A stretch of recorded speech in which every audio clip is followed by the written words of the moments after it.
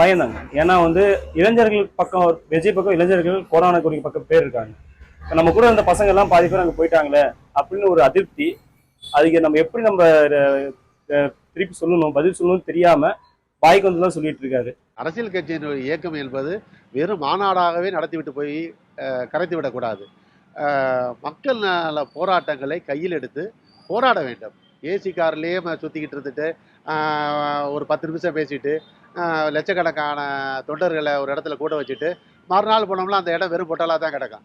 இது இப்படி போயிடக்கூடாது. அதை தான் அண்ணன் சீமான் அண்ணன் சொல்வது உண்மை. சீமான் வந்து தொடர்ந்து போராடுறாரு. எந்த ஒரு போராட்டமாக இருந்தாலும் சரி, நாட்டினுடைய வெளியுறவு கொள்கையாக இருந்தாலும் சரி, தமிழ்நாடு அரசு திட்டமாக இருந்தாலும் சரி, அதை இப்படி பண்ணுங்க, இப்படி செய்ய, இது மக்கள் விரும்பாத திட்டத்தை நீங்கள் எதுக்கு கொண்டுட்டு வரீங்க அப்படி கேள்வி எழுப்புறாரு. இப்படி பகிரங்கமாக கேள்வி எழுப்பணும், பகிரங்கமாக போராடணும். அப்போ தான் அரசியல் கட்சியில் ஜெயிக்கலாம். சீமான் சொல்வது சரிதான். விஜய் இவ்வளோ ஆண்டு காலமாக சினிமாவில் நடித்து யாருக்கும் எந்த பெரிய உதவி பண்ணி பெருசாக பண்ண மாதிரியா இதுவரை நம்ம கேள்விப்பட்டதில்லை, பண்ணதில்லை. இனிமேல் அரசியல்வாதியான மட்டும் என்ன பண்ண போகிறாரு? இன்றைக்கி அரசியல்வாதி ஆகிற எல்லாருமே கொள்ளையடிக்கிற திட்டத்தில் தான் ஆகிட்டு இருக்காங்க. இந்த அடிப்படையில் பார்த்தா இவரும் அந்த நோக்கத்துக்கு எது வர்றாருன்னு தெரியலை.